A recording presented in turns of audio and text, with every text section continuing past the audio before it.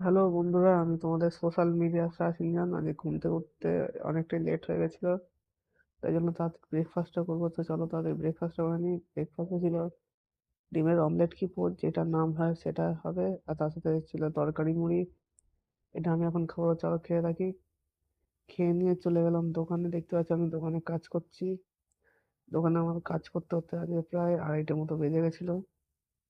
2:30টার সময় বাড়ি এসে লাঞ্চ করলাম। লাঞ্চে ছিল আজকে এই আলু ভাজা, ডাল ভাত আর মাছ ভাজা। এটা আমি এখন বলছি খেয়ে নিয়ে একটু ভাত ঘুম দিয়ে বিকেলে উঠে আবার চলে আসলাম দোকানে। দোকানে বসে কাজ করছি।